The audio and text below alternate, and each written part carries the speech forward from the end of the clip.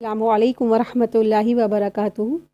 فہم القرآن course class 39 میں آپ سب کو خوش آمدید، اہلاً و سہلاً، مرحبا۔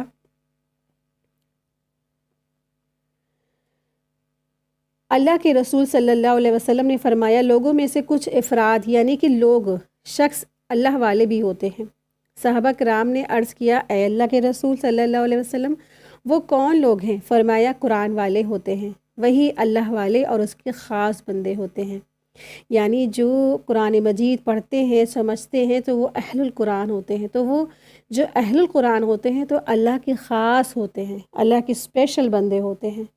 تو اللہ تبارک تعالیٰ سے دعا ہے کہ اللہ تبارک تعالیٰ ہم سب کو اپنے خاص بندوں میں شامل فرمائے، آمین یا رب العالمین۔ نحمدہ و نصلی علی رسولہ الکریم، اما بعد، فاعوذ باللہ من الشیطان الرجیم، بسم اللہ الرحمن الرحیم۔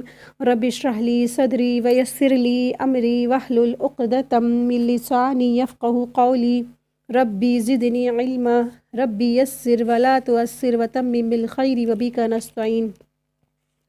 اللہم انفعنا بما علمتنا وعلمنا ما ينفعنا وزدنا علما، ربی یسر ولا تعسر وتمم بالخیر وبک نستعین، آمین یا رب العالمین۔ سورہ بقرہ آیت 231۔ بسم اللہ الرحمن الرحیم۔ وَإِذَا طَلَّقْتُمُ النِّسَاءَ فَبَلَغْنَ أَجَلَهُنَّ فَأَمْسِكُوهُنَّ بِمَعْرُوفٍ أَوْ سَرِّحُوهُنَّ بِمَعْرُوفٍ وَلَا تُمْسِكُوهُنَّ ضِرَارًا لِتَعْتَدُوا وَمَن يَفْعَلْ ذَلِكَ فَقَدْ ظَلَمَ نَفْسَهُ وَلَا تَتَّخِذُوا آيَاتِ اللَّهِ هُزُوًا وَاذْكُرُوا نِعْمَةَ اللَّهِ عَلَيْكُمْ وَمَا أَنزَلَ عَلَيْكُم مِّنَ الْكِتَابِ وَالْحِكْمَةِ يَعِظُكُم بِهِ وَاتَّقُوا اللَّهَ وَاعْلَمُوا أَنَّ اللَّهَ بِكُلِّ شَيْءٍ عَلِيمٌ۔ جب تم عورتوں کو طلاق دو اور وہ اپنی عدت ختم کرنے پر آئیں تو اب انہیں اچھی طرح بساؤ یا بھلائی کے ساتھ الگ کر دو، اور انہیں تکلیف پہنچانے کی غرض سے ظلم و زیادتی کے لیے نہ روکو۔ جو شخص ایسا کرے گا اس نے اپنی جان پر ظلم کیا ہے۔ تم اللہ کے حکام کو حسین کھیل نہ بناؤ اور اللہ کا احسان جو تم پر ہے اس کو یاد کرو، اور جو کچھ کتاب و حکمت اس نے نازل فرمائی ہے جس سے تمہیں نصیحت کر رہا ہے اسے بھی، اور اللہ تعالیٰ سے ڈرتے رہا کرو، اور جان رکھو کہ اللہ تعالیٰ ہر چیز کو جانتا ہے۔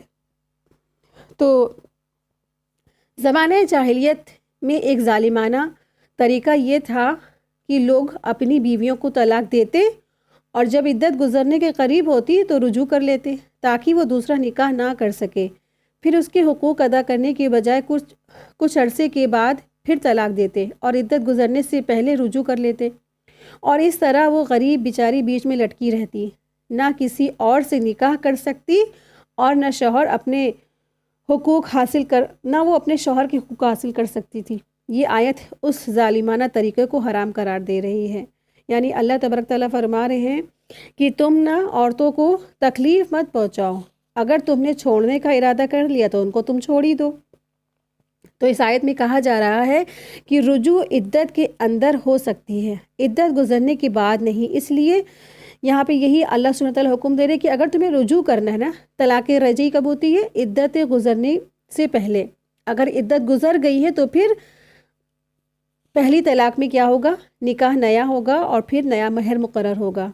اور لیکن اسی طرح پھر دوسری طلاق میں بھی اگر عدت گزر گئی ہے، 3 مہینے کمپلیٹ ہو گئے اور شوہر بیوی پھر سے ایک ہونا چاہ رہے ہیں تو پھر نیا نکاح ہوگا اور نیا مہر مقرر ہوگا۔ ٹھیک ہے، تو عدت گزرنے کے اندر ہی اندر انسان اگر واپس ایک ہو رہا ہے تو کیا ہے؟ پھر اس کو ایک ہو جائے تو اس میں کوئی گناہ نہیں ہے۔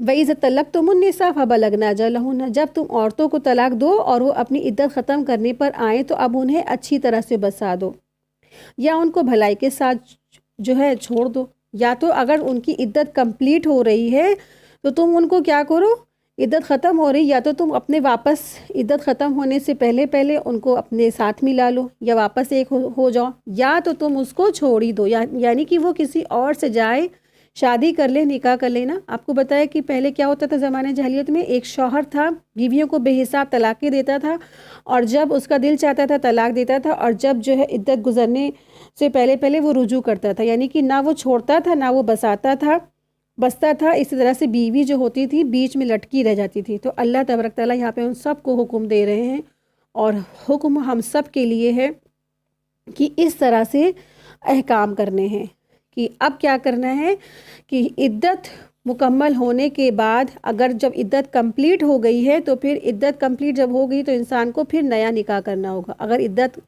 ابھی باقی ہے، عدت ابھی ہے، 3 مہینے ابھی پورے نہیں ہوئے، تو پھر وہ لوگ رجوع کر سکتے ہیں۔ اور اللہ سبحانہ تعالیٰ فرما رہے تم اللہ تعالیٰ کے احکامات کو ہنسی کھیل نہ بناؤ۔ تو بعض لوگ مذاق میں طلاق بھی دیتے ہیں، یا نکاح کر لیتے ہیں، یا غلام کو آزاد کر دیتے ہیں، پھر کہتے ہیں میں نے تو مذاق میں کیا تھا۔ تو اللہ نے اسے آیات الہی سے استہزاء قرار دیا ہے، جس سے مقصد تو اس کو روکا گیا ہے۔ اس لیے نبی کریم صلی اللہ علیہ وسلم نے فرمایا کہ مذاق میں بھی اگر کوئی شخص یہ کام کرے گا تو یہ واقع ہو جائے گی۔ پہلا ہے طلاق، دوسرا ہے نکاح، اور تیسرا ہے کسی غلام کو آزاد کرنا۔ اگر اس نے مذاق میں بھی کہہ دیا تو یہ واقع ہو جائیں گے۔ تو مذاق میں بھی کوئی اگر اپنی شوہر بیوی کو طلاق دے رہا ہے تو طلاق واقع ہو جائے گی، یا نکاح ہو رہا ہے نکاح کے لیے تو اس طرح نکاح بھی ہو جائے گا۔ اور پھر کوئی اگر جو ہے غلام ہے یا سرونٹ ہے، اس کو کوئی آزاد، پہلے جو ہے غلام اور سرونٹ ہوتے تھے نا، تو ان کو آزاد کرنے کے لیے تو وہ بھی آزاد ہو جائے گا مذاق میں۔ آیت 232 وَإِذَا طَلَّقْتُمُ النِّسَاءَ فَبَلَغْنَ أَجَلَهُنَّ فَلَا تَعْضُلُوهُنَّ أَن يَنكِحْنَ أَزْوَاجَهُنَّ إِذَا تَرَاضَوْا بَيْنَهُم بِالْمَعْرُوفِ ذَلِكَ يُؤَذُّ بِهِ مَن كَانَ مِنكُم يُؤْمِنُ بِاللَّهِ وَالْيَوْمِ الْآخِرِ ذَلِكُمْ أَزْكَىٰ لَكُمْ وَأَطْهَرُ وَاللَّهُ يَعْلَمُ وَأَنتُمْ لَا تَعْلَمُونَ۔ اور جب تم اپنی عورتوں کو طلاق دو اور وہ اپنی عدت پوری کر لے تو انہیں ان کے خاوند سے نکاح کرنے سے نہ روکو، جبکہ وہ آپس میں دستور کے مطابق رضامند ہو۔ یہ نصیحت انہیں کی جاتی ہے جنہیں تم میں اللہ تعالیٰ پر اور قیامت کے دن پر یقین ہے اور ایمان ہو، اس میں تمہاری بہترین صفائی اور پاکیزگی ہے۔ اللہ تعالیٰ جانتا ہے اور تم نہیں جانتے۔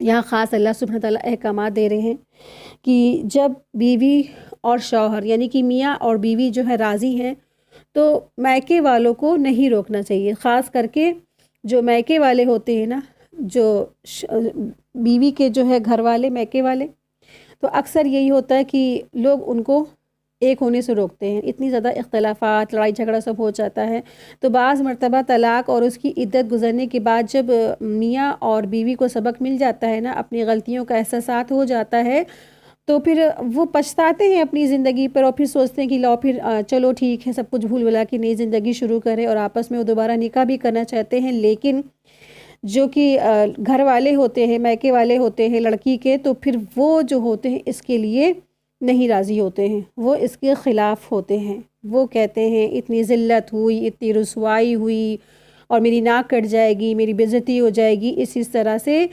تمام باتیں وہ کہتے ہیں۔ اس لیے شرعاً نکاح جائز بھی ہوتا ہے اور عورت بھی اس پر راضی ہوتی تھی، تو یعنی کہ بیوی اور شوہر دوبارہ نکاح کر سکتے ہیں۔ اب عدت گزر گئی نا، 3 مہینے کمپلیٹ ہو گئے تو نیا نکاح بھی کر سکتے ہیں پرانے والے شوہر سے۔ لیکن جب اس طرح سے وہ دونوں شوہر بیوی راضی ہیں، نکاح کے بھی تیار ہیں، مہر کے لیے بھی تیار ہیں، لیکن میکے والے کیا ہیں، وہ خود ساختہ یعنی کہ رسم و رواج، عزت وغیرہ، معاشرے میں میری تھو پتہ نہیں کیا کہنا، اس طرح سے وہ باتیں سامنے رکھ کر کے شوہر اور بیوی کو ایک ہونے نہیں دیتے، نکاح ہونے نہیں دیتے، نکاح سے ان دونوں کو روکتے ہیں۔ تو یہ آیت اس غلط رسم کو ناجائز قرار دے رہی ہے۔ اللہ تبارک تعالیٰ کہہ رہے ہیں اور جب تم اپنی عورتوں کو طلاق دو اور وہ اپنی عدت پوری کر لیں تو ان کے خاوندوں سے نکاح کرنے سے نہ روکو، یعنی کہ جو شوہر ہے، بیوی ہے، اگر وہ جو ہے واپس سے ایک ہونا چاہ رہے ہیں تو ان کو ایک ہونے سے مت روکو، اور وہ آپس میں دستور کے مطابق اگر وہ رضامند بھی ہو۔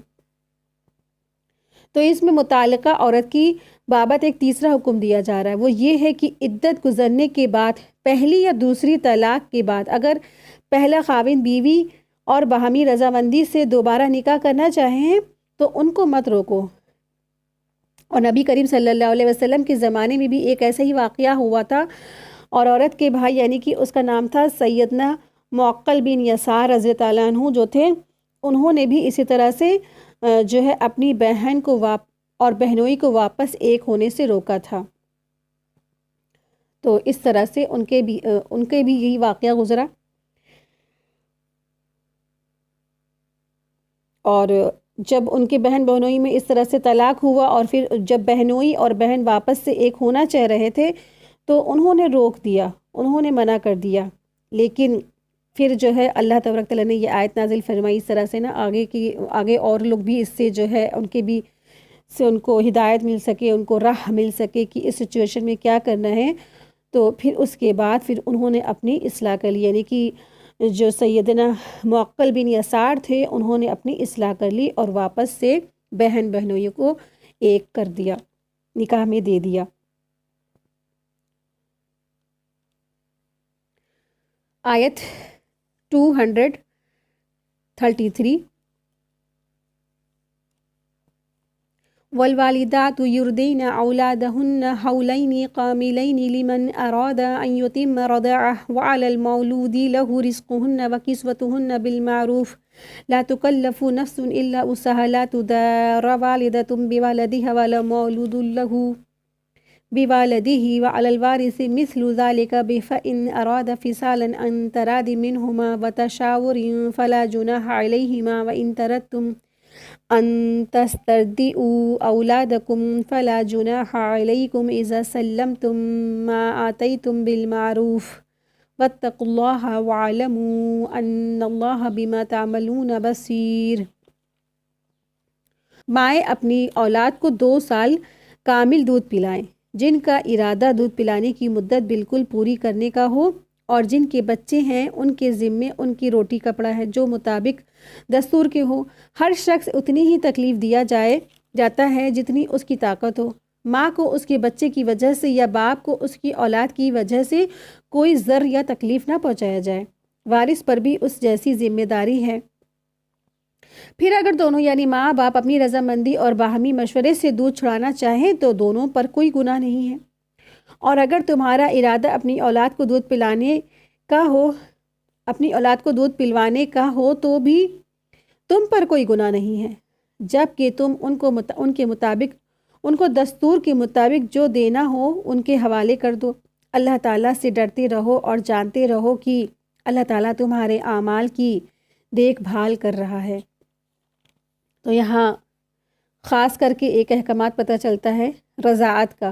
تو رضاعت، اس آیت میں رضاعت کا احکام بیان کیا گیا ہے کہ جو مدت رضاعت پوری کرنی چاہیے وہ کیا ہے، 2 سال ہے، وہ قمری کیلنڈر ہے، یعنی کہ جو یہاں پہ تو خاص کر کے ان عورتوں کی بات کی گئی ہے جو طلاق یافتہ ہیں، جن کی طلاق ہو چکی ہے، اب وہ کیا ہے، اب ان کا دودھ پیتا چھوٹا بچہ ہے نا، تو وہ میکے چھوڑ کے کہاں مطلب لے جا نہیں سکتی ہیں، تو وہ شوہروں کے پاس بچہ رہتا ہے، لیکن کیا ہے اب وہ شوہر جو ہے اپنی بیوی سے دودھ پلوا سکتا ہے، جو طلاق شدہ ہے تو دودھ پلوا سکتا ہے، اور دودھ پلوانے کی جو مدت ہے یہاں یہ بتا دی گئی کہ 2 سال ہے۔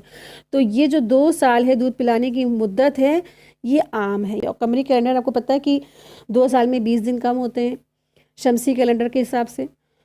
تو اس طرح سے یہ بات پتہ چلتی ہے کہ ایک خاص احکام پتہ چلتا ہے اس سے کہ ایک عام خواتین ایک اپنے بچے کو جس کی طلاق نہیں بھی ہوئی ہے، وہ ایک کامن جو خواتین ہیں وہ کب تک اپنے بچے کو دودھ پلائے گی، تو وہ یہ ہے کہ وہ 2 سال دودھ پلا سکتی ہے قمری کیلنڈر کے حساب سے۔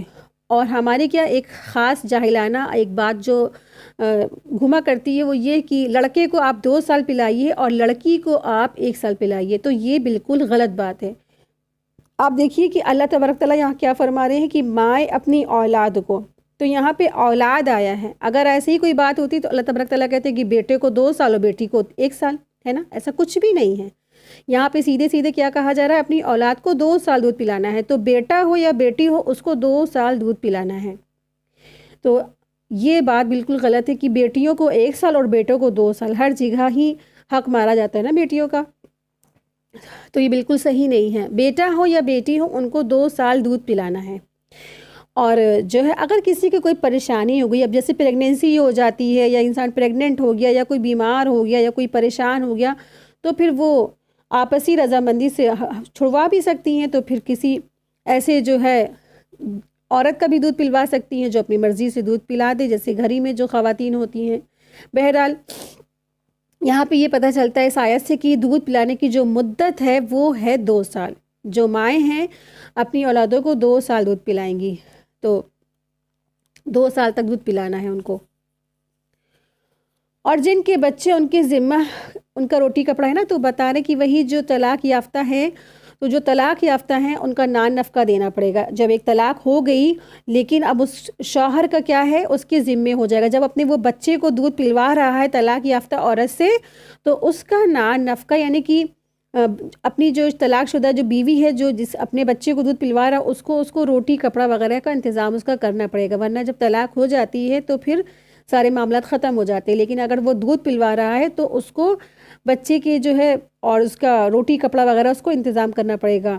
ہر شخص کو اتنا ہی، مطلب کہ ہر شخص کو اتنی ہی تکلیف دیا جائے جتنا وہ اس کی طاقت ہو، یعنی کہ روٹی کپڑا یا نان نفقہ وغیرہ بھی اتنا ہی اس کے اوپر بوجھ ڈالا جائے جتنا وہ اٹھا سکتا ہے۔ اتنا بوجھ نہیں ڈالا جائے کہ وہ ادھار قرضہ لے کر کے سب کر کے کسی طرح بس وہ دے، اور نہ بچوں کو ماں کو اس کے بچے کی وجہ سے یا باپ کو اس کی اولاد کی وجہ سے کوئی ضرر پہنچایا جائے۔ مطلب کہ یہ ہے کہ ماں کو تکلیف پہنچانا، مثلا ماں بچے کو اپنے پاس رکھنا چاہے مگر ممتن کے جذبات کو نظر انداز کر کے بچہ زبردستی اس سے چھین لیا جائے، یا اس کے بغیر خرچ کی ذمہ داری اٹھائی، یا اسے دودھ پلانے پر مجبور کیا جائے، یا باپ کو تکلیف پہنچانے سے مراد یہ ہے کہ ماں کو دودھ پلانے سے انکار کر دے، یا اس کی حیثیت سے زیادہ اس سے مالی مطالبہ کرے۔ یہ تمام چیزیں اس میں آ جاتی ہیں۔ پھر اگر دونوں یعنی ماں اور باپ آپسی رضامندی سے باہمی مشورے سے دودھ چھڑانا چاہیں تو دونوں پر کوئی گناہ نہیں۔ اگر تمہارا ارادہ اپنی اولاد کو دودھ پلوانے کا ہو تو بھی تم پر کوئی گناہ نہیں ہے، جب کہ تم ان کے مطابق دستور کے دینا ہو تو ان کے حوالے کر لو، ان کے حوالے سے کر دو۔ یعنی کہ یہ ماں کے علاوہ کسی اور عورت سے دودھ پلوانے کی اجازت ہے، بشرطے یہ کہ ماں جو ہے اس کا معاوضہ دیا جائے۔ جو عورت دودھ پلا رہی ہے اس کو بعد دستور معاوضے کے مطابق اس کا خرچہ دیا جائے۔ تو پہلے زمانے میں یہی ہوتا تھا کہ جو ہے جتنے بھی بچے ہوتے تھے تو وہاں پہ مائیں جو ان کی سگی مائیں تو دودھ پلاتی بھی تھی، لیکن وہ چاہتے تھے کہ میرا بچہ اور زیادہ طاقتور ہو اور بہت قوت والا ہو، تو وہ اپنے بچوں کو دودھ پلوانے کے لیے دائی رکھ لیتی تھی، دائی بھی رکھ لیتی تھی، دودھ پلواتی تھیں بچوں کو۔ تو اس طرح سے دودھ پلوا سکتے ہیں کسی ایسی عورت سے جو مطلب کہ جس کی دودھ ہو، مطلب کہ وہ بھی ظاہر سی بات ہے اس کی بھی ڈیلیوری ہوئی ہوگی، اور بعض وقت انسان پہلے اتنی غریبی بھی تھی کہ انسان اس طرح سے رضاعت کرا کے اپنی گھر کا خرچہ وغیرہ بھی چلا سکتا تھا۔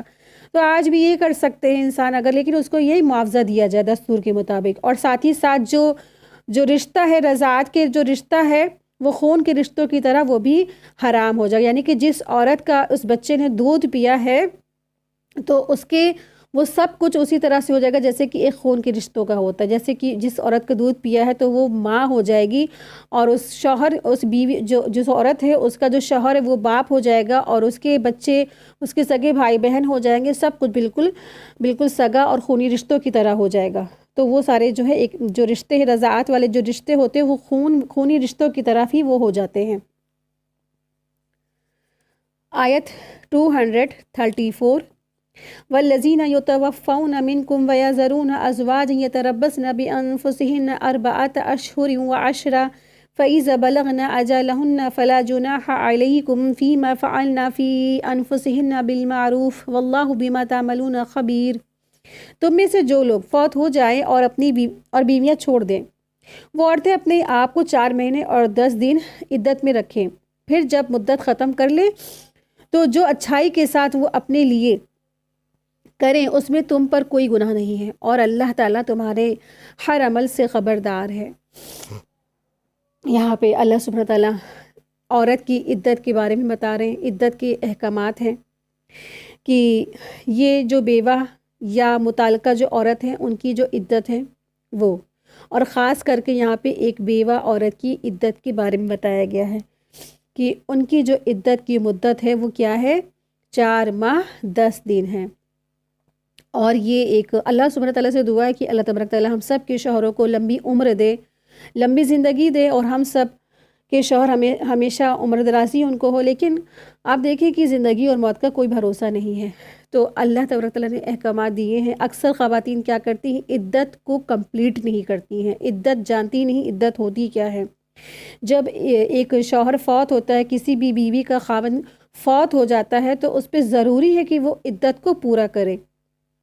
بعض خواتین کہتی ہیں کہ ہم تو بوڑھے ہو گئے ہیں، ہمارے تو ایسا مطلب کہ پریگننسی کا سوال ہی نہیں ہوتا، ہمارے تو پیریڈز نہیں آتے ہیں، تو ہمیں کیا کرنا ہے عدت کر کے۔ اور عدت کے تو احکام اسی کے لیے ہے جس کی پریگننسی ہو، تاکہ پریگننسی ظاہر ہو، تمام طرح کی ہیلے حوالے باتیں وہ بناتے ہیں۔ لیکن آپ دیکھیں کہ اللہ تبارک تعالیٰ نے حکم دیا ہے، عدت ضروری ہے، ایک خواتین پر عدت کرنا ضروری ہے۔ اللہ نہ کرے اس پہ جب بھی ایسا کوئی وقت آتا ہے تو عدت کو اس کو کمپلیٹ کرنا ہے، یہ اللہ کا حکم ہے۔ تو کیا کرنا ہے، سمینا واتانا۔ تو عدت شروع ہو جاتی ہے جیسے ہی ایک شوہر فوت ہو جاتا ہے، تو عدت میں انسان کو کیا کرنا ہے، اپنے سارے زیور اتار دیتا ہے، وہ زیور اتار دے اور خوشبو وغیرہ نہیں لگائے، اور جو ہے کپڑے ایسے چٹک بھٹک اور رنگیلے اور بہت زیادہ اٹریکشن والے کپڑے نہیں پہننا ہے، ہر غیر محرم سے اس کو پردہ کرنا ہے۔ اور فیملی میں تو رہ سکتا ہے انسان، لیکن یہ ہے کہ انسان اپنے جو محرم ہے ان سے غیر محرم سے پردہ کرے۔ اور لیکن اگر کوئی مجبوری ہے، کوئی مجبوری کے تحت اس کو ڈاکٹر کے یہاں جانا پڑ گیا، تو حجاب کی حالت میں وہ جائے گی اور دن دن واپس آ جائے گی، رات میں اپنے جو شوہر کا گھر ہے وہیں پہ ہی وہ گزارے گی۔ اور عدت کہاں پہ ہونی چاہیے، جو شوہر کا اس کا گھر ہے نا وہیں پر وہ عدت گزارے۔ لیکن کوئی ایسی ٹرم اینڈ کنڈیشن ہے کہ شوہر بیوی باہری ملک میں ہے، اکیلے ہیں، تنہا ہے، تو پھر وہ جو بیوی ہے واپس آ جائے گی، جہاں اس کی سسرال ہے وہاں پہ وہ عدت پوری کرے، یا پھر میکے میں۔ تو یہ عدت ضروری ہے۔ اور عدت کی مدت کتنی ہے، 4 ماہ 10 دن، 4 مہینے 10 دن ہے، وہ بھی کس کیلنڈر کے حساب سے، قمری کیلنڈر کے حساب سے۔ جو ہمارا قمری کیلنڈر ہے، اسلامی کیلنڈر، اس حساب سے 4 ماہ 10 دن وہ عدت گزارے گی۔ اور جب وہ عدت کمپلیٹ کر لے، عدت پوری کر لے، تو پھر کہیں بھی وہ نکاح کر سکتی ہے، اور جیسا جی چاہے وہ فیشن کر سکتی ہے، لیکن اپنے حدود کے اندر، اپنے حدوں کے اندر رہ کے پھر وہ جیسا چاہے فیشن کرے، جیسا چاہے پہنے اوڑھے، اور جو ہے نکاح بھی چاہے تو نکاح بھی کر سکتے، اس میں کوئی گناہ نہیں ہے۔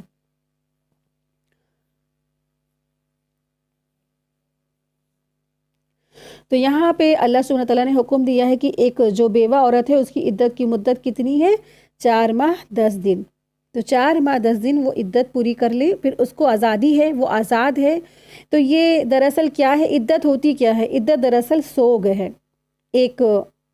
کوئی بھی ایک رشتہ دار جب بھی فوت ہوتا ہے تو رشتہ داروں کو غم منانے کا ٹائم کتنا دیا ہے، ایک عام انسان کے جو رشتہ دار ہیں، ریلیشن والے، جب فوت ہو جاتا ہے، چاہے باپ، بھائی، بیٹا کوئی بھی ہو، تو 3 دن ہے، 3 دن سے زیادہ وہ سوگ نہیں منا سکتے ہیں۔ لیکن ایک بیوی کو اللہ تبارک تعالیٰ نے یہ حکم دیا ہے کہ وہ 4 ماہ 10 دن تک کی سوگ بنائے، اس کو سوگ بنانا ہے اپنے شوہر کا۔ تو سادگی کا اس کو اختیار کرنا ہے۔ تو 4 ماہ 10 دن تک کی وہ سوگ منائیں، اور اس کے بعد پھر جہاں وہ آزاد ہے، وہ چاہے نکاح کر لے، چاہے پھر وہ جو ہے کچھ بھی جیسے چاہے وہ جاب کرے، گھومے پھرے یا بناؤ سنگار کرے، اللہ کی احکامات اور حدود کے اندر، لیکن وہ یہ بھی کرے گی، ٹھیک ہے۔ تو آیت 235 دیکھیں، وَلَا جُنَاحَ عَلَيْكُمْ فِي مَا عَرَضْتُمْ بِهِ مِنْ خِطْبَةِ النِّسَاءِ أَوْ أَكْنَنْتُمْ فِي أَنفُسِكُمْ عَلِمَ اللَّهُ أَنَّكُمْ سَتَذْكُرُونَهُنَّ وَلَكِنْ لا تُوعِدُهُنَّ سِرًّا إِلَّا أَن تَقُولُوا قَوْلًا مَّعْرُوفًا وَلَا تَعْزِمُوا عُقْدَةَ النِّكَاحِ حَتَّى يَبْلُغَ الْكِتَابُ أَجَلَهُ وَاعْلَمُوا أَنَّ اللَّهَ يَعْلَمُ مَا فِي أَنفُسِكُمْ فَاحْذَرُوهُ وَاعْلَمُوا أَنَّ اللَّهَ غَفُورٌ حَلِيمٌ۔ تم پر اس میں کوئی گناہ نہیں ہے کہ تم اشارتاً یا ان عورتوں سے نکاح کی بات کہو یا اپنے دل میں پوشیدہ ارادہ کرو، اللہ تعالیٰ کو علم ہے کہ تم ضرور ان کو یاد کرو گے، لیکن تم ان سے پوشیدہ وعدہ نہ کر لو۔ ہاں، یہ اور بات ہے کہ تم بھلی بات بول کر اور عقد نکاح جب تک کہ عدت ختم نہ ہو جائے پختہ نہ کرو، جان رکھو کہ اللہ تعالیٰ کو تمہارے دلوں کی باتوں کا بھی علم ہے اور اس سے خوف کھاتے رہا کرو، اور یہ بھی جان رکھو کہ اللہ تعالیٰ بخشش والا اور حلم والا ہے۔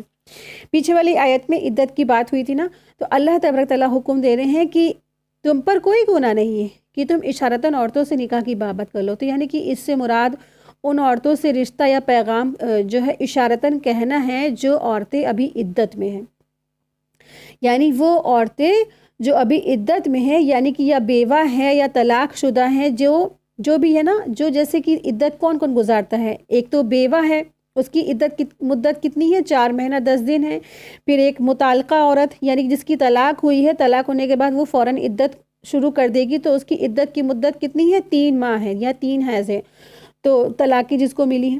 تو پھر اب ان سے کیا کرنا ہے؟ اگر کوئی دوسرا شخص شادی کرنا چاہتا ہے تو ان سے اشارے کنائے میں بھی تم کو نکاح کا پیغام دے سکتے، یعنی کہ مثلاً میرا ارادہ ہے شادی کرنے کا، یعنی کسی عورت سے ہی وہ کہلوا سکتا ہے اس طرح سے الفاظ، وہ خود تو جا کے نہیں کہے گا نا، کیونکہ عدت میں غیر محرم تو نہیں جا سکتا ہے عورت سے ملنے، تو وہ فلاں عورت سے اس طرح سے وہ بات کہلوا سکتا کہ میرا ارادہ ہے اس طرح سے اس عورت سے نکاح کرنے کا، یا میں ایک نیک عورت کی تلاش میں ہوں وغیرہ وغیرہ۔ لیکن ان سے کوئی خفیہ وعدہ مت کر لینا ہے، یعنی کہ کوئی ایسا خفیہ وعدہ کر لے یا ہم تم سے شادی کرنا چاہتے ہیں خل کے اس طرح سے نکاح کا پیغام نہیں دینا ہے عدت کی مدت کے اندر، یعنی کہ کوئی عورت اگر عدت گزار رہی ہے اس کو سیدھا کوئی رشتہ نہیں بھیج سکتا، ہاں لیکن ایک اشارتاً بات کہی جا سکتی ہے، اور وہ عورت جس کو خاوند نے 1 یا 2 طلاقیں دی ہیں، یعنی کہ ایک وہ عورت جس کو بھی خاوند نے 1 یا 2 طلاقیں دی ہیں، اس کو عدت کے اندر اشارہ کنائے کبھی نکاح کا پیغام نہیں دینا ہے، یہ بھی جائز نہیں ہے، کیونکہ جب تک عدت نہیں گزرتی ہے اس پر خاوند کا ہی حق ہے، ممکن ہے کہ خاوند جو ہے اس کا رجوع ہی کر لے، ٹھیک ہے۔ تو یہ جو اشارتاً جو عدت میں کسی کو پیغام دیا جائے گا وہ 2 عورتوں کو دیا جائے گا، ایک تو ہے وہ بیوہ اور دوسری وہ عورت ہے جس کی طلاق ہوئی ہے اور جو وہ عدت پوری کری جس کی طلاق بائنہ ہے، طلاق بائنہ ہو چکی، یعنی کہ تیسری طلاق ہوئی اور تیسری طلاق کے بعد جو وہ ہے 3 مہینے کی عدت پوری کر رہی ہے، اب وہ طلاق بائنہ ہو گئی، یعنی کہ اب وہ اس کا کسی طرح سے اپنے شوہر سے رجوع نہیں ہو سکتا ہے۔ تب ایسے جو شخص ہے، کوئی ایسا شخص ہے نیک صالح شخص ہے، تو وہ بیوی سے اس طرح سے اس عورت سے نکاح کرنا چاہتا ہے، تو پھر وہ کسی تیسری عورت سے اشارتاً بات کہلوا سکتا ہے، تو اس میں کوئی گناہ نہیں ہے۔ تو یہاں پہ بتایا گیا کہ طریقہ کیا ہونا چاہیے، جو عورتیں عدت گزار رہی ہیں ان سے جو شادی کا پیغامات ہے نا اس طرح سے کہا جا سکتا ہے۔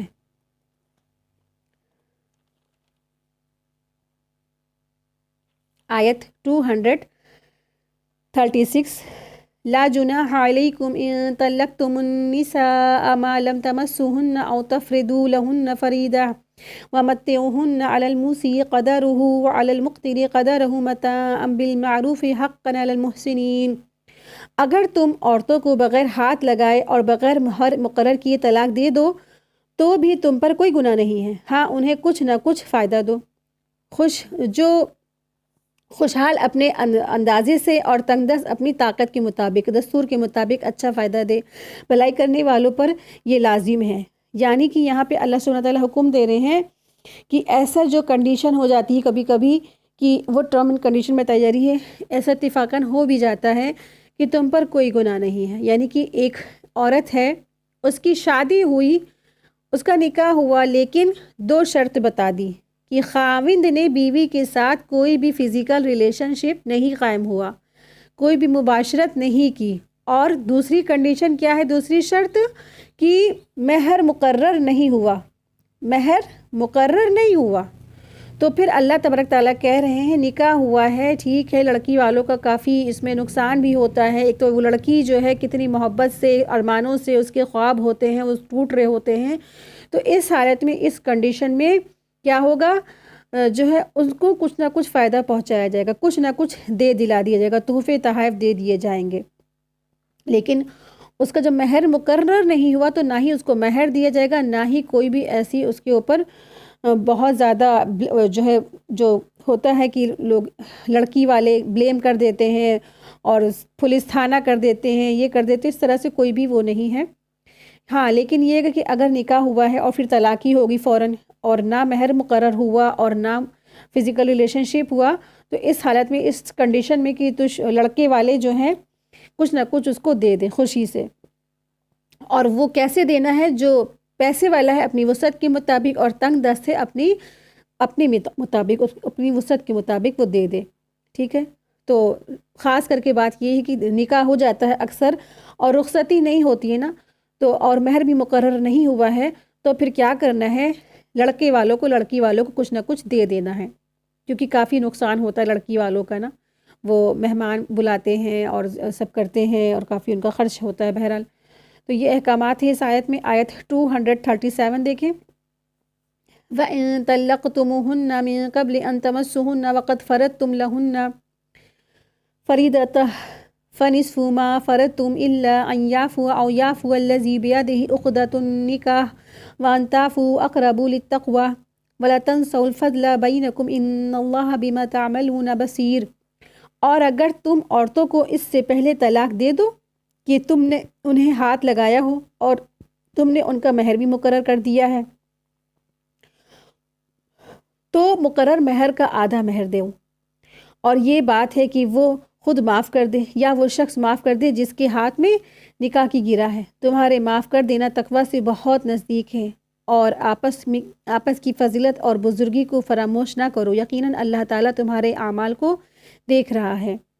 اب یہاں پہ دوسری ٹرم اینڈ کنڈیشن بتائی گئی ہے کہ جب نکاح ہو گیا اور رخصتی نہیں ہوئی لیکن مہر کیا تھا؟ مہر مقرر کر لیا گیا تھا، تو اس کنڈیشن میں مہر کیا ہوگا؟ آدھا دیا جائے گا. کب؟ جب طلاق ہو رہی ہے. یعنی کہ نکاح ہوا، رخصتی نہیں ہوئی لیکن مہر مقرر ہو گیا، لیکن کیا ہو گیا؟ فوراً ہی طلاق ہو گئی، تو کیا ہوگا؟ آدھا مہر دیا جائے گا، آدھا مہر دینا ہوگا.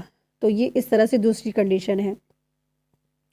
بہت سا ہوتا ہے نا کہ اکثر جو ہے ناپسند آتی ہیں بہویں یا بیوی پسند ہی نہیں آئی اور لڑکے نے پسند نہیں کیا اچانک سے، یا کوئی عیب دیکھا، کوئی بیماری دیکھی یا کالی دیکھی. مطلب آج کل ایسا زمانہ ہے نا اپڈیٹ کا کہ انسان کالے کو گورا، گورے کو کالا بنا دیا جاتا ہے، اور پھر لڑکے یا مرد کو پسند نہیں آتی ہیں خواتین، یا انسان بالکل کالا ہوتا ہے، ایسی کریم لگاتا ہے، وقتی وہ گورا بن جاتا ہے. پھر اب شوہر نے دیکھا ہے تو اس نے پھر اس کو جو ہے فزیکل ریلیشن شپ بھی نہیں کیا اور پھر اس کو وہ چھوڑ دیتا ہے، طلاق دیتا ہے. تو بہت ساری ٹرم اینڈ کنڈیشن ہوتی ہے اس سچویشن میں. تو کیا کرنا ہے؟ اگر فزیکل ریلیشن شپ نہیں قائم ہوا اور لیکن نکاح ہوا لیکن فوراً طلاق ہوگی، لیکن کیا تھا؟ مہر مقرر تھا، تو اس سچویشن میں مہر آدھا دینا ہوگا. کس کو؟ اس لڑکی کو جس کا مہر مقرر ہوا ہے. ٹھیک ہے؟ تو یہ ایک ٹرم کنڈیشن بتائی گئی ہے اللہ تبارک تعالیٰ نے. آیت 238. حافظوا علی الصلوات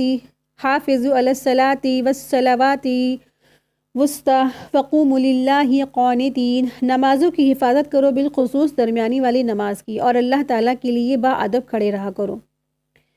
تو یہ درمیانی نماز یعنی کہ اللہ سبحانہ تعالیٰ کہہ رہے ہیں نماز کی حفاظت کرو، اور نمازوں کی حفاظت کرو خاص کر کے وسطی یعنی کہ درمیان والی، بیچ والی نماز. آپ دیکھیں دو اور دو کے بیچ والی جو نماز ہوتی ہے وہ کون سی ہوتی ہے؟ نماز عصر، یعنی کہ فجر اور ظہر، اور ادھر مغرب اور عشاء، ان دونوں کے بیچ کی جو نماز ہے درمیانی نماز وہ کون سی ہے؟ نماز عصر.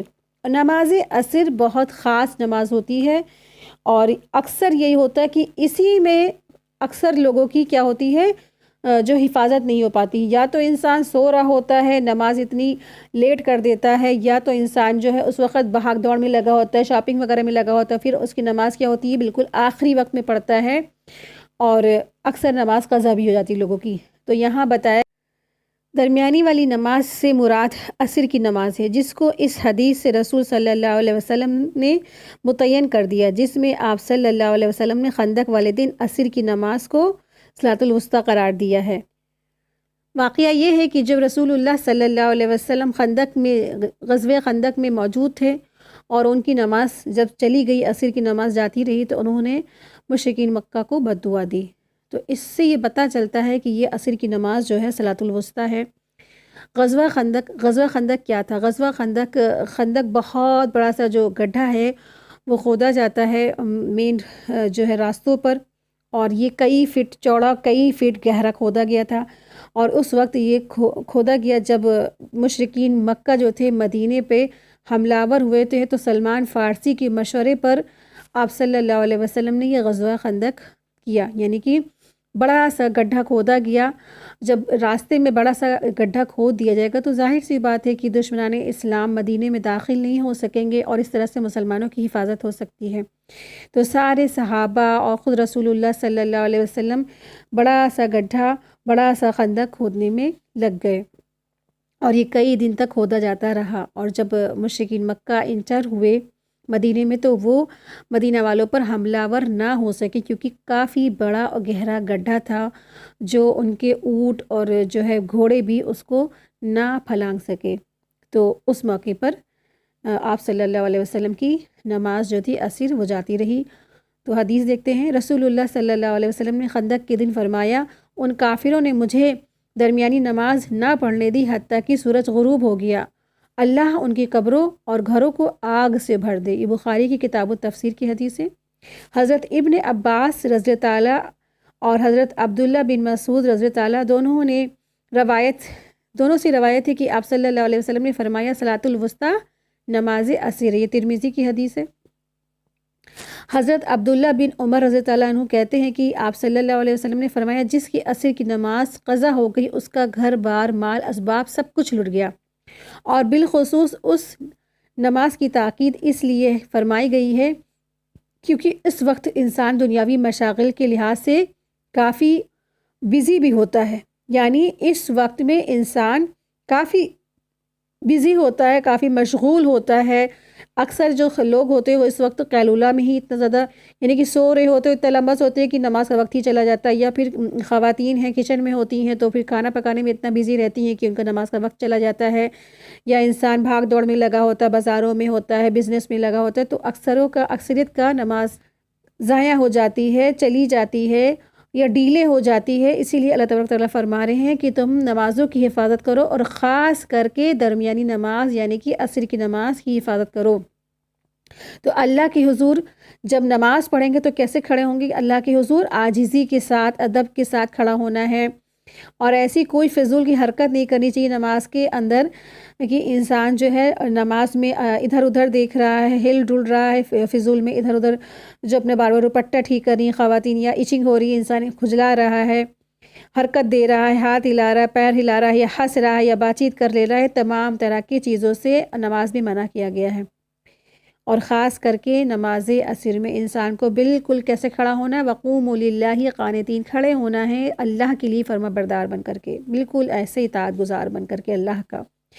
تو جب کوئی فرما بردار ہوتا ہے نا تو ایسے فضول کے حرکات اور جو ہے اپنے دماغ اور اپنے غفلت میں ایسے نہیں کھڑا ہوتا ہے اللہ، جبکہ اللہ تبارک تعالیٰ کے سامنے کیسے کھڑا ہونا چاہیے؟ خشیت کے خشوع اور خضوع اور خشیت سے کھڑا ہونا چاہیے اللہ تبارک تعالیٰ کے سامنے۔ تو احسان کیا؟ احسان تو یہی ہے کہ تم نماز میں اس طرح کھڑے ہو کہ تم یہ دیکھو، تم یہ سوچو کہ تم کو جو ہے تمہیں دکھ رہے ہیں، اللہ تبارک تعالیٰ تم کو دکھ رہے ہیں، اور اگر کم سے کم تم سے یہ نہیں ہو سکتا، کم سے کم اتنا تو جانو کہ اللہ تم کو دیکھ رہا ہے، تو یہ احسان ہے۔ تو اس طرح سے انسان کو نماز کی حالت میں کھڑے ہونا چاہیے، اور تمام طرح کی جو حرکات ہیں فضول کے، اپنے ہاتھ پیر اور آنکھوں کی اور کانوں کی اور اپنے لباس کی حفاظت کرتے ہوئے انسان کو نماز ادا کرنی چاہیے۔ خاص کر کے خواتین کا جو لباس ہے اس کا انسان کو خیال رکھنا چاہیے کہ ہمارا دوپٹہ کیسا ہو، بالکل ٹرانسپیرنٹ نہ ہو، ہمارے بال نہیں دکھ رہے ہوں، اور پھر اسی طرح سے جو ٹخنے ہیں وہ نہ کھلے ہوں، پورا لباس پورا ہمارا جسم پورا ڈھاکے ہو، کور کیے ہوئے ہو، باریک نہ ہو، موٹا ہو، تاکہ ہمارا جو ہے چیزیں ظاہر نہ ہو رہی ہوں۔ تو لباس درست ہو، بہترین لباس ہو، خوشبودار ہو، انسان کے پاس سے جو ہے اسمیل سے زیادہ بدبو وغیرہ نہیں آ رہی ہو، پھر بہترین وضو ہو، وضو کے شرائط کے ساتھ جو ہے پورا کمپلیٹ کیا گیا ہو، اور پھر نماز بھی اسی طرح سے ہو کہ اس کے شرائط کے حساب سے ادا کی جائے، اور پھر نماز کے ٹائم پر انسان کیا کرے؟ یہ سوچے کہ اللہ ہم کو دیکھ رہا ہے، وہ سوچے پہلے تو یہی چیز ہے کہ ہم اللہ کو دیکھ رہے ہیں، ہم اللہ کے سامنے کھڑے ہیں، اور یہ بھی نہیں ہو سکتا نا تو کم سے کم اتنا سوچے کہ ہمیں اللہ دیکھ رہا ہے، تو خشیت اور خضوع کے ساتھ اللہ کے آگے کھڑا ہو جائے۔ تو حافظ الصلاوات، اب پتہ ہے کہ نمازوں کی حفاظت کیوں کرنے کو کہا گیا؟ تو نمازوں کی حفاظت اس لیے کرنے کو کہا گیا کیونکہ نا ایک جو شیاطین ہوتے ہیں نماز میں ہی ہمارے پاس آ جاتے ہیں، اور وسوسے ڈالنے لگتے ہیں۔ نماز کے ٹائم میں ہی انسان کو ایسے ایسے وسوسے آتے ہیں، ایسے ایسی چیزیں یاد آتی ہیں جو اس کو دن بھر تو نہیں یاد آتی، لیکن خاص کر کے جیسے وہ نماز پڑھنے کھڑا ہوتا ہے اس کو وہ چیزیں یاد آنے لگتی ہیں۔ تو پھر کیا کرنا ہے انسان کو؟ اپنے نمازوں کی حفاظت کرنی ہے، اپنے وسوسوں کو جھاڑے، اپنے خیالات سے باہر نکلے اور بار بار اپنے نماز میں دل لگائے، اور کیا پڑھ رہے ہیں، کیسے پڑھ رہے ہیں، کس طرح ہم کہہ رہے ہیں، یہ اس کو بار بار ہمیں دھیان ادھر ہی لگانا ہے۔ وسوسوں کو ہٹانا ہے، دماغ سے اور دھیان سے ہٹانا ہے، بار بار اللہ کے آگے دل لگانا ہے، دماغ لگانا ہے، اور اپنا سارا کانسنٹریٹ اللہ کے آگے، نماز کے آگے ہمیں لگانا ہے۔ ٹھیک ہے، اس طرح سے نمازوں کی حفاظت ہوتی ہے، اور بالخصوص درمیانی نماز کی۔ اور درمیانی نماز میں خاص کر کے صبح شام کے اذکار بھی پڑھے جاتے ہیں نا، فجر کی نماز میں صبح کے اذکار اور عصر کی نماز میں شام کے اذکار پڑھے جاتے ہیں، تسبیحات پڑھی جاتی ہیں، وہ ذکر، اس کے بعد نماز کے بعد اپنا شام کے اذکار کمپلیٹ کیجئے۔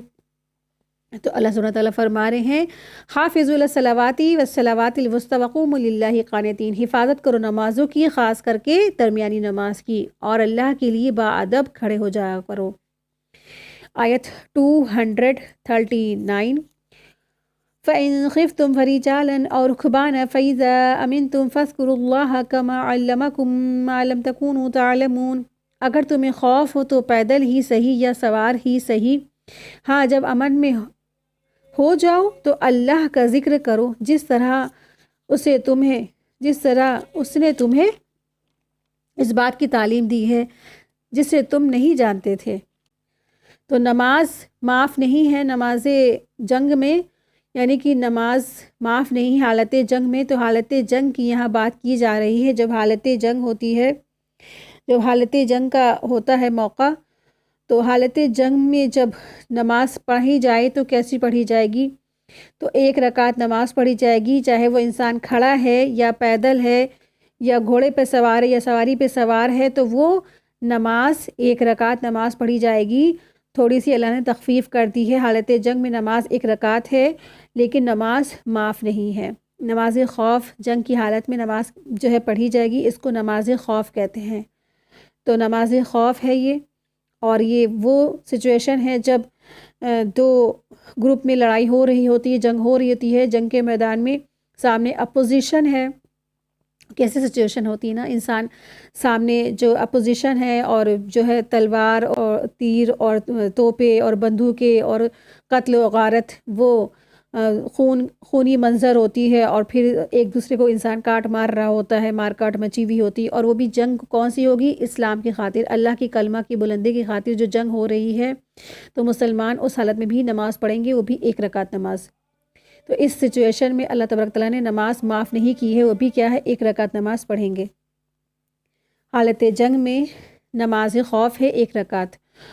جب جنگ کی حالت واپس ہو جائے، یعنی کہ جنگ کی حالت سے امن کی طرف آ جائیں، تو پھر کیا کریں گے؟ ویسے ہی نماز پڑھیں گے، ویسے ہی ذکر کریں گے جیسے عام دنوں میں کرتے۔ لیکن جب حالت جنگ ہے، سامنے دشمن ہے، دشمنان اسلام ہے، اور جنگ ہو رہی ہے، جدال ہو رہا ہے، اور خونی ہے، اور سب طرف تلواریں ہیں، ننگی تلواریں ہیں، اور جو بھالے ہیں، اور مار کاٹ مچی ہوئی ہے، تو اس حالت میں بھی نماز قضا کرنے کی اجازت نہیں ہے۔ نماز پڑھی جائے گی، وہ بھی کتنی؟ 1 رکعت نماز، 1 رکعت نماز پڑھی جائے گی، اور جو ہے نماز معاف نہیں۔ اب سوچے کہ نا جنگ کی حالت ہو رہی ہے، وہ بھی کس کی جنگ؟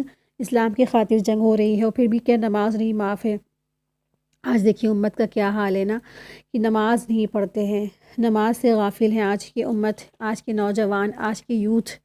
آپ سوچیں کہ اللہ تبارک تعالیٰ نے جنگ کی حالت میں نماز نہیں معاف کی نا، وہ بھی صحابہ، جو ایسے صحابہ جانثار صحابہ، ہر بات پر، اللہ کی ہر احکامات پر سمعنا وأطعنا کرنے والے جو صحابہ تھے، وہ اسی طرح انہوں نے عمل بھی کیا، نماز خوف بھی انہوں نے ادا کی، اور اللہ کی راہ میں جنگ بھی کی، اور ہر موڑ پر، ہر احکامات پر، ہر طرف انہوں نے سمعنا وأطعنا کیا۔ کہیں بھی انہوں نے ایسا نہیں کیا کہ کوئی بھی ایسی بات انہوں نے کہی جو ہم کہیں نہیں مانیں گے، ہم سے مشکل ہو رہا ہے، بس انہوں نے فوراً سنا، فوراً اطاعت کی۔ لیکن آج ہمیں پتہ ہے کہ نمازیں فرض ہیں، جنگ کی حالت میں بھی نماز نہیں معاف ہے، تو ہم کیا کرتے ہیں؟ چھوٹے چھوٹے جو موقع ہوتے ہیں، خوشی کے موقع ہوتے ہیں، چھوٹے چھوٹے گھر کے کام کاج ہوتے ہیں، چھوٹے چھوٹے کچھ بھی ہوتے ہیں، ہماری نمازیں تو پہلے فوت ہو جاتی ہیں، ہماری نمازیں تو پہلے ہی چلی جاتی ہیں۔ اور نمازیں، انسان کے گھر میں چھوٹی موٹی شادی ہے تو نماز غائب، کوئی پروگرام ہے نماز غائب، کہیں سفر ہے تو نماز غائب نا، بہانے ملنے چاہیے ہمیں نمازیں چھوڑنے کے لیے۔ تو اس طرح سے نماز نہیں معاف ہے کسی بھی قیمت پہ ایک انسان کی، نماز ہمیشہ اس کو قائم رکھنا چاہیے آخری سانس تک۔ اور آپ دیکھیے کہ نماز کیا ہے، پلرس آف اسلام میں 5 پلرس آف اسلام میں سے ایک پلرس ہے نماز۔ آپ دیکھیے کسی بھی عمارت کی مضبوطی کب ہوتی؟ جب اس کے ستون، جب اس کی پلرس مضبوط ہوتے ہیں۔ اگر اس کے ستون یا پلرس مضبوط نہیں ہیں تو عمارت کا کیا حال ہوتا ہے نا، وہ بیٹھ جاتی ہے، وہ ڈھا جاتی ہے۔ اور آپ دیکھیے کہ دین کا جو ستون ہے نا، دین کا پلرس کیا ہے، اسلام کا پلرس کیا ہے کہ وہ نماز ہے، نماز۔ اور جو ہمارے 5 وقت کی نماز ہم پر جو فرض کر دی گئی ہے، آپ دیکھیں کہ 5 جو ستون ہیں، 5 پلرس ہیں، وہ کیا ہیں؟ سب سے پہلا توحید ہے، توحید پر تو ہمیں ڈٹ جانا ہے، صرف اور صرف اللہ کی عبادت کرنا، اللہ تعالیٰ کے ساتھ کسی کو شریک نہ ٹھہرانا ہے۔ اور پھر دوسرا پلرس ہے نماز، پھر تیسرا ہے زکوٰۃ، چوتھا ہے حج، 5واں ہے روزہ۔ آپ دیکھیں کہ روزہ سال میں ایک بار آتا ہے، اور پھر زکوٰۃ بھی سال بھر میں ایک ہی بار دی جاتی ہے، اور حج بھی اس کے اوپر فرض ہوتا ہے جس کے پاس صحت اور استطاعت اور مال ہوتا ہے۔ ہر ایک پہ جو ہے حج بھی فرض نہیں ہے، لیکن نماز کیا ہے؟ دن میں 5 وقت کی نماز ہم سب پر فرض کر رہی ہے اللہ تعالیٰ نے۔ اور اگر ہمیں اللہ کے رسول صلی اللہ علیہ وسلم سے سچی محبت ہے نا، تو ہمیں اپنی نمازوں کی پابندی کرنی چاہیے۔ آج امت مسلمہ سینہ ٹھوک ٹھوک کے یہ تو کہتے ہیں کہ ہم رسول اللہ صلی اللہ علیہ وسلم کے سچے محبت کرنے والے، سچے اطاعت گزار ہیں، سچے ہم محبت کے دعوے تو آج امت مسلمہ کرتی ہیں، لیکن نماز کی پابندی نہیں کرتی۔ جبکہ رسول اللہ صلی اللہ علیہ وسلم جب دنیا سے جا رہے تھے، ان کو شدید فکر تھی اور شدید وصیت کر کے گئے کہ تم نماز نہ چھوڑنا، کہ تم لوگ نماز نہ چھوڑنا، الصلاۃ الصلاۃ کی وہ آواز لگا رہے تھے کہ نماز نہ چھوڑنا میری جو ہے امت، تم نماز نہ چھوڑنا۔ آج امت نے نماز چھوڑ دی ہے، نماز کی پابندی نہیں۔ یہ نماز پڑھتے تو ہیں، اتنی جلدی جلدی پڑھتے ہیں کہ بس سجدہ کہاں، رکوع کہاں، تلاوت کہاں، کچھ بھی نہیں درست ہوتا ہے۔ تو نماز کی پابندی ضروری ہے، اور اس کی حفاظت بھی ضروری ہے ساتھ ہی ساتھ، اور اس کو وقت پہ پڑھنا بھی ضروری ہے، اور اس کے سارے شرائط جو ہیں اس کے ساتھ پڑھنا ضروری ہے۔ تو اللہ تبارک تعالیٰ نے جب جنگ کی حالت میں نماز نہیں معاف کی نا، آپ سوچیں کہ ایک انسان جو شادیوں کے موقع پر، گھر کے چھوٹے موٹے پروگرام کے موقع پر جو نماز قضا کرتا ہے، کیا معاف ہے؟ اور جو شارٹ ٹرم کے جو آج انسان وہ جو چیزیں اپناتا ہے نا کہ یہ نماز پڑھ لو تمہیں قضائے ساری زندگی کی قضائے عمری کی نماز تمہاری کمپلیٹ ہو جائے گی، یہ سب کیا ہے؟ جاہلانہ باتیں ہیں۔ کہ ایک رجب میں ایک ڈیٹ ایسی آتی ہے کہ انسان جب وہ نماز پڑھ لیتا ہے تو ساری زندگی کی جو عمر کی جو نماز قضا ہے وہ معاف کر دی جاتی ہے نا۔ اس طرح کی جو نمازیں بھی ہیں، یہ سب کیا ہے؟ یہ سب بدعات ہیں۔ آپ دیکھیں نماز تو اللہ تبارک تعالیٰ اپنی رحمت سے چاہے معاف کر دے، لیکن اگر انسان بندہ سچی توبہ کرے، اللہ کے آگے روئے اور گڑ گڑائے، اور جو چھوٹی ہوئی نمازیں ہیں جب وہ میزان پر تولی جائیں گی، جب میزان پر نمازیں کم ہوں گی، تب اللہ تبارک تعالیٰ اس میں نفل نمازیں رکھیں گے۔ اسی لیے جو شخص نے کسی نے نماز 30 سال پہ شروع کی ہیں یا 40 سال پہ نمازیں پڑھنا، فرض نمازیں شروع کی ہیں، تو اس کو کیا کرنا اپنی زندگی میں؟ تہجد کی نمازیں بڑھا دے، چاشت کی نماز بڑھا دے، اشراق کی نماز بڑھا دے، اوابین کی نماز بڑھا دے، یا ہر جو 5 وقت کی نمازیں ہیں نا، اس میں نفل نمازیں الگ سے پڑھ لیا کرے، صلاۃ التوبہ پڑھ لیا کرے، صلاۃ الحاجت پڑھ لیا کرے، اور صلاۃ الاستخارہ پڑھ لیا کرے۔ اس طرح سے نمازیں، نفل نمازوں کی تعداد بڑھا دے کہ جب میزان پر اس کی نماز تولی جائے نا تو پھر وہ اس کی وزن میں آ جائے۔ اس طرح سے نماز انسان کور اپ کر سکتا ہے۔ لیکن بہتر تو یہی ہے کہ نمازوں کی پابندی انسان اپنے ہوش حواس میں کرنا شروع کر دے، یعنی کہ جب بالغ ہو بچوں کو تعلیم دے کہ بیٹا نماز مت چھوڑو، نمازوں کی پابندی کرو۔ اور ہم جب چاہتے ہیں کہ ہمارے بچے بھی نمازی ہوں تو سب سے پہلے تو ہمیں کیا کرنا ہے؟ ہمیں خود بھی نمازی پڑھنا ہے نا، وقت پہ نماز پڑھنا ہے، اچھے سے نماز پڑھنا ہے، اللہ کے آگے خشوع اور خضوع کے ساتھ کھڑا ہونا ہے۔ جب ہم اچھے عمل کریں گے تو ہماری اولادیں بھی اچھے عمل کریں گی، ہمارے آس پاس جو ملنے جلنے رہنے والے وہ بھی اس کو دیکھ کر عمل کریں گے۔ تو ہم سب سے پہلے اپنے عمل کی اصلاح کریں، ہم خود نماز اچھے سے پڑھیں، اچھے سے بہترین طریقے سے نماز پڑھیں، تاکہ اور بھی دیکھ کر اپنی بھی اصلاح کر لیں۔ ٹھیک ہے جی۔ آیت 241 والذین یتوفون منکم ویذرون ازواجا وصیۃ لازواجہم متاعا إلى الحول غير إخراج فإن خرجن فلا جناح عليكم فيما فعلن في أنفسهن من معروف والله عزيز حكيم۔ جو لوگ تم میں سے فوت ہو جائیں اور بیویاں چھوڑ جائیں اور وہ وصیت کر جائیں کہ ان کی بیویاں سال بھر تک فائدہ اٹھائیں، انہیں کوئی نہ نکالے، ہاں اگر وہ خود نکل جائیں تو تم پر اس میں کوئی گناہ نہیں ہے، جو وہ اپنے لیے اچھائی سے کریں۔ اللہ تعالیٰ غالب ہے اور حکیم ہے۔ جو سورہ بقرہ کی آیت نمبر 234 ہے، اس نے منسوخ کر دیا ہے، کیونکہ اس جگہ پر اللہ تبارک تعالیٰ نے بیوہ کی عدت کی مدت کتنی بتائی ہے؟ 4 ماہ 10 دن۔